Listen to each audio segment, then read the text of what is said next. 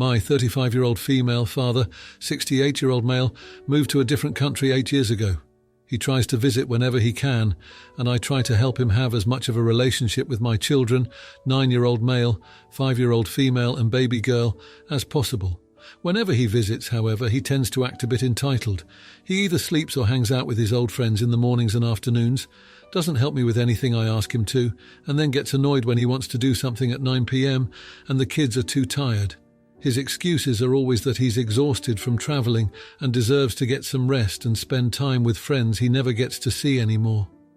My kids are always excited when my dad visits, but at this point, they see him more when he's FaceTiming us from a different hemisphere than when he's staying in our guest room.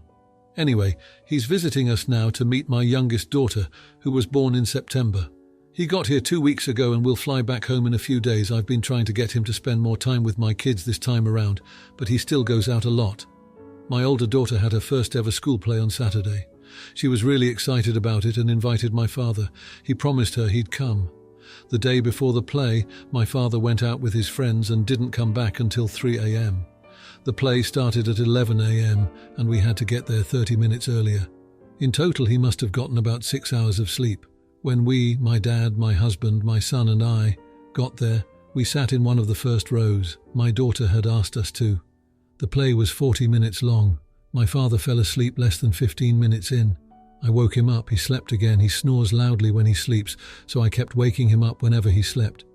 Near the end of the play, I was too late to wake him, and he let out a snore that was so loud that some of the kids on the stage looked over at us. At that, I hit his arm a little harder, and he didn't fall back asleep. My husband and I haven't mentioned anything to my daughter, but it's obvious she noticed. She was heartbroken after the play and dismissed any of our attempts to talk about it. My husband filmed the play for my mom and stepdad, who were with our baby during it. Instantly after the play, my dad asked if he could have the video too, since he didn't watch most of the play. We're not sharing it with him. I told him that he had the opportunity to watch it live and instead ruined the experience for all of us, especially my daughter. He doesn't deserve to watch what he missed just because he decided to stay out late the night before. My dad's pissed. He's telling me and my husband that we're robbing him of his role in my daughter's life. He also maintains the excuse that he was exhausted during the play and needed to get some rest. I really don't think we're the AH, but with how tense things have been getting, it might be easier to just let him watch the video. Am I the idiot? Now for a few comments before the update. Comment 1, not the idiot. Rip Van Winkle can get over himself. He's either a grandparent or he isn't. He doesn't get to party with the boys until 3 a.m. and then expect to be catered to. Comment 2. He'd fall asleep watching the video. He only wants to ASK for it, so he can somehow appease himself that he's really grandfathering. Now for the update. It's been a rough month since the play incident. My dad went back home shortly after and we haven't spoken much. The tension from that day just seemed to linger. I tried to shake it off, but it felt like the air had been sucked out of our relationship. Last week things took a turn for the worse. My daughter, still hurt by what happened, had been keeping a distance from her grandpa even on calls. And my dad, well, he's not one to reach out and apologize. The silence stretched on until my sister called. Dad had a stroke. It's one of those moments where the world just stops spinning. Suddenly nothing else mattered. We've been on video calls with the hospital, but with him being overseas and with the pandemic, it's not like we can just hop on a flight. He's stable but hasn't regained his speech, and watching him struggle has been a knife to the heart. My daughter's been asking if Grandpa will ever come to her school plays again, and I don't even know what to tell her. My husband, bless him, has been a rock through this, handling the calls when I can't keep it together. My dad hasn't seen the play video. It feels so trivial now, but there's a part of me that wishes we had just sent it to him. Maybe it could have been a bridge instead of another brick in the wall between us. I'm afraid we waited too long, that he might never get the chance to see it, to be part of those little moments that make up for the lost time. I'm just here, stuck in this hollow feeling of regret, wishing for a do-over I know I'll never get. Now, for the comments. Comment 1. Not the idiot. You're dealing with a complex family dynamic and the pandemic restrictions aren't your fault. It's natural to feel regret, but you can't blame yourself for not sending a video when there's a whole history there. Plus, you're respecting your daughter's feelings toward her grandfather, which is important. Comment 2. You're the idiot. Despite the history with your dad, not sending a video of your daughter's play seems petty. It was a chance to mend fences, and you chose to withhold a simple joy that could have meant the world to him. Sometimes you have to be the bigger person, especially when someone's health is declining. Comment 3. Not the idiot. You can't control the pandemic or the distance. It's tough, but sometimes life throws these curveballs. You're dealing with the emotional fallout the best you can, and it's not fair to shoulder all the blame for the strained relationship. Regret is part of being human, but it doesn't define your actions. Now, for the next story. 17 and 14. Youngest has friends. I will try to keep this short. My younger sister is 3 years younger than my oldest sister Sam. Sam doesn't like her youngest sister, and it's to the point where I don't think she would help in any setting. It's quite sad, and I know the cause of it. My youngest sister will copy everything she does and not give her any space. At this point, she is a mini Sam, and I know Sam hates it. It also doesn't help that my youngest sister doesn't have a large friend group, so she is bothering Sam at school. The biggest thing this year was her copying the electives Sam was taking, and now they have one class together. It's a problem, and the relationship is getting worse. I have talked to my youngest sister and even made her stay away at home, but I can't stop her at school. Sam has a good relationship with me and her dad, just not her sister, and she has made it very clear to the whole family why she doesn't like her younger sister. Today, my youngest sister came home and was upset that her sister didn't want to work with her on a school project. She was ranting and didn't understand why they don't have a bond. I told her I've explained this a million times, but she dislikes you since you won't leave her alone. That you will never have a good bond if you don't stop copying her and actually become your own person. She started crying, and my husband says I'm too harsh. They both think I'm a jerk besides Sam. Now for a few comments before the update. Comment 1, not the idiot, and I would get therapy for the younger and put a note in with the school that she's not allowed to take the same class as the older. Is it Sam's last year? Is there an option to graduate early and go to college early? Now, for the update, all right, buckle up, because the last 2 weeks have been a wild ride in our household. You remember how I told you about my sister Sam and the mini-me she never wanted?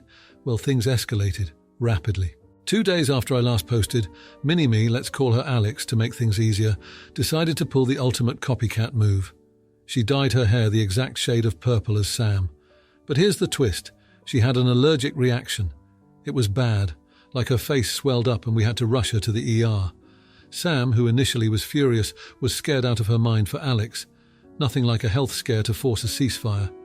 While Alex was recovering, she's okay now, thank goodness. Sam actually spent time with her. They talked a lot, mostly because Alex couldn't go anywhere and Sam felt guilty about her initial reaction. It turned out that Alex admitted to feeling lost and overshadowed by Sam's strong personality, hence the imitation game. But wait, there's more. During this bonding time, they discovered that they both were crushing on the same guy at school. Classic, right? Well, this revelation didn't go over smoothly. There was a huge argument, and I mean it was a showdown that would put reality TV to shame. Things settled when they uncovered that Mr. Popular was actually playing them against each other. He'd been bragging to his buddies about 2 sisters pining over him. Gross. This mutual enemy united them in a way I never could have imagined. They hatched a plan to expose this guy's slimy behavior. It was like watching a teen movie plot unfold in my own living room. They gathered evidence, rallied a bunch of their friends, and managed to get the guy to publicly admit he was being a total jerk. It was epic, and as a result, their social standing at school somehow skyrocketed. Now here's the heart dropper. During this chaos, our dad got a promotion, which means we're moving. Sam and Alex, now closer than ever, are devastated. They've finally found common ground and it feels like it's being ripped away. But in a strange twist of fate, this move has given Alex a chance to reinvent herself. She's talking about exploring new hobbies and styles that are all her own when we move. Sam's been helping her brainstorm. It's like watching a total 180-degree turn here. 2 weeks ago, they could barely stand each other. Now they're teaming up like some dynamic duo, taking down jerks and planning a fresh start. It's like I'm living in a soap opera, but a surprisingly wholesome one considering how it started. Now for the comments. Comment 1, not the idiot. Honestly, it sounds like you and your sister turned a pretty rough situation into something positive. It's not your fault you both fell for the same guy, and it's kinda awesome how you teamed up to expose him. Moving sucks, but it's cool to see you helping each other out. Life throws curveballs and you're just making the best of it. Comment 2. You're the idiot for getting angry at your sister for something as trivial as dyeing her hair. Sure, it might be annoying, but it's just hair and her allergic reaction should have been a wake-up call to be more compassionate. It's good that you made up and dealt with the guy together, but you should be more understanding from the get-go, especially with family. Comment 3. Not the idiot at all. You've been through a roller coaster, but the way you and your sister handled the situation with that guy was legendary. Plus, moving is tough, but it's heartwarming to see you supporting each other. It's a rare thing to see siblings turn a feud into a friendship. Keep that bond strong. Now, for the next story. I'm still getting different answers from family, so I decided to put it on here. I, 42-year-old male, have a daughter, 15 years old. Her mum, my wife, passed away 4 years ago, so it's just been my daughter and me.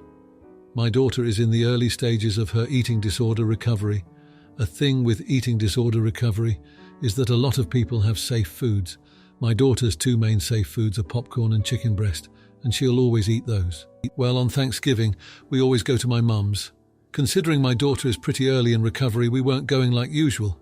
I knew if I took her it would be a disaster, so I asked my mum if I could grab a plate for myself. When I went to grab it on Thanksgiving, my mum asked what my daughter was having. At this point, if my daughter would eat, I'll let her eat anything, and she wanted popcorn and chicken. So I told my mum that's what she's going to be eating. My mum acted very shocked and upset. I told her she was going to eat those foods because I'd rather her eat than not eat. My mum said, "But it's Thanksgiving." I tried explaining again how all I want at this point is for my daughter to eat. I'll let her eat whatever she wants. I got called an arsehole by several family members for not feeding my kid properly. So, am I the idiot? Am I the jerk? Now, for a few comments before the update. Comment 1, not the idiot. My mum said, but it's Thanksgiving and she should be thankful your daughter is making a recovery on her ED. You've got your daughter's back and she's willing to eat. That's all that matters. Comment 2, what type of idiot puts feelings about tradition above managing an eating disorder? Your relatives are chumps, not the idiot, and good luck supporting your kid, OP. Comment 3, not the idiot.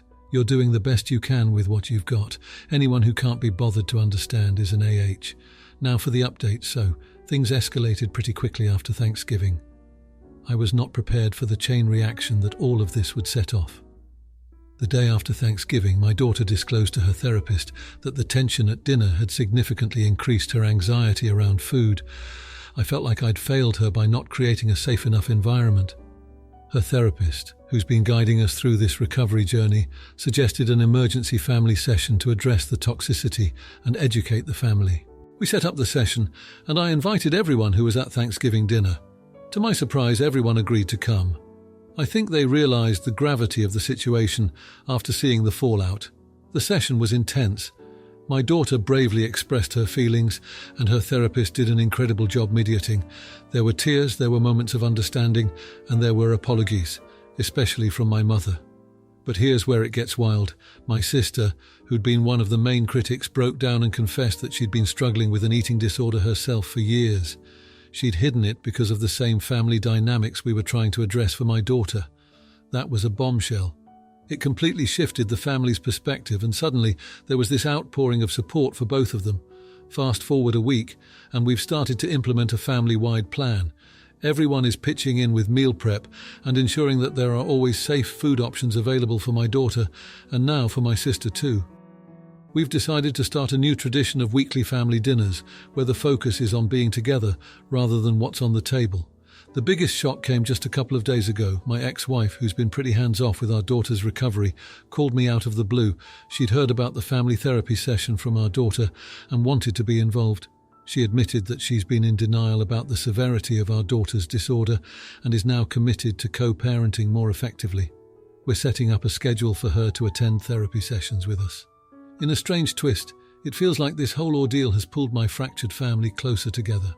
We're all learning, growing, and most importantly, showing up for my daughter and my sister in ways we never have before.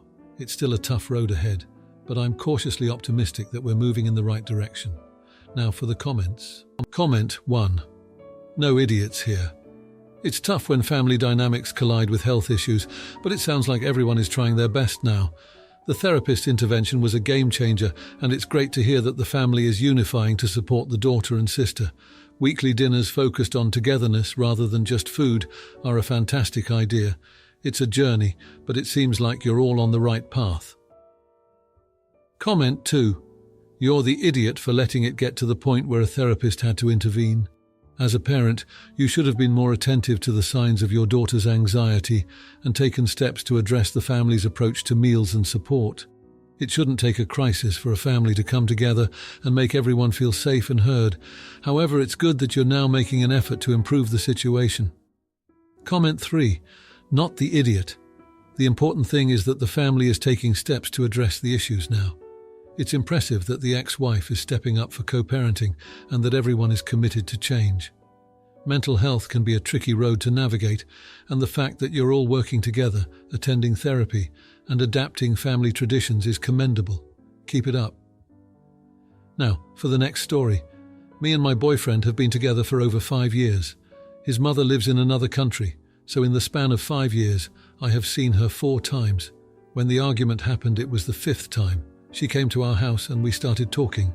My boyfriend was at work, and I work as a paramedic, so I was free today. It was a normal talk. We talked about life and everything. We are not like best friends. We never had any argument. We were just calmly talking, and I never had a feeling that she thinks of me badly. As our talking progressed, she suddenly told me that her son wants to propose to me, and he talked with her. I didn't even know that he wanted to propose, so it was a surprise. I asked her if that was true, and maybe he wanted to keep that a secret. She said that it was okay, but she wouldn't want to see us getting married. This caught me off guard, so I asked her what she meant by that. And without any hesitation, and with a smile on her face, she said, "Oh, I think my son can do better and find someone who is his match." My jaw dropped. I looked at her like a deer in headlights, so she quickly started to say, "Oh, but you are great too. It's okay if you stay together." This pissed me off even more, and I started to argue with her. I was saying that she is crazy for thinking that, how dare she? And after some time, I just said that she needs to leave, and she did. But before leaving, she said, "I was right about you from the start. My son is making a mistake," and left. I was so mad that I was even shaking. We never argued with her, and I thought we had an okay relationship, but she decided to say that. After some time, I got a call from my boyfriend's grandma, his mother's mother, about how dare I to do this and why I was like this. I told her about everything, but she still said I had no right to kick her out of my and my boyfriend's house. So am I the a-hole for kicking her out? Now for a few comments before the update. Comment 1. Not the idiot. Your BF needs to have a discussion with his mother and grandmother after he gets home this evening and talks to you first. You shouldn't take calls from them in the meantime. Comment 2. Not the idiot. Have you talked with your BF already? He should be pissed with her. Not only she said those awful things to you, in your house, but even spoiled the surprise. Comment 3. Stop taking calls from his family and have a long sit-down discussion with your BF, not the idiot. Now, for the update, I wanted to come back here and share what's happened since my last post. It's been a whirlwind, but I think it's the kind of update that deserves to be shared, especially for those who might find themselves in a similar situation. After the fallout, my boyfriend and I had some deep conversations about our relationship, his mother, and where we were headed. He was upset at first, feeling caught in the middle, but he understood why I reacted the way I did. We decided to seek couples counselling to navigate the complexities of blending our lives in the face of family disapproval. It's been incredibly helpful. A few months into counselling, my boyfriend arranged a weekend getaway for us. I didn't know at the time, but he had been planning to propose. On a quiet evening, overlooking a serene lake, he asked me to marry him. Without any hesitation, I said yes. It was heartfelt and private, just the two of us, which was perfect given everything that had happened. Now for the part that truly warmed my heart. His mother reached out to us after hearing about the engagement. She requested a video call, and I won't lie, I was hesitant, but I agreed, knowing it was important to him. During the call, she surprised us both. She apologized, explaining that she had been afraid of losing her son to a new family and had let that fear cloud her judgment. It was emotional, with all of us shedding a few tears. She asked for forgiveness and expressed a desire to be a part of our lives, including the wedding planning. I could see the relief and happiness in my boyfriend's eyes, and I knew this was a step toward healing. We've had a few more calls since then, and while I wouldn't say everything is perfect, it's a start. His grandmother even sent me a handwritten letter thanking me for being understanding and helping to mend the family ties. It's strange how life works out sometimes. I never expected any of this when I made my original post, but I'm grateful for where we are now. Love, understanding, and a little bit of counselling can go a long way in healing old wounds. Now for the comments. Comment 1. Not the idiot. You did what was best for your relationship by going to counselling, and it's great to hear that it paid off. It's about the two of you, not the family. If his mom is genuinely trying to make amends, then it's a win-win. Keep your boundaries, but it sounds like you're handling it with grace. Comment 2. You're the idiot for just brushing off the past. You can't just forget how his family treated you. Accepting an apology doesn't mean they've changed.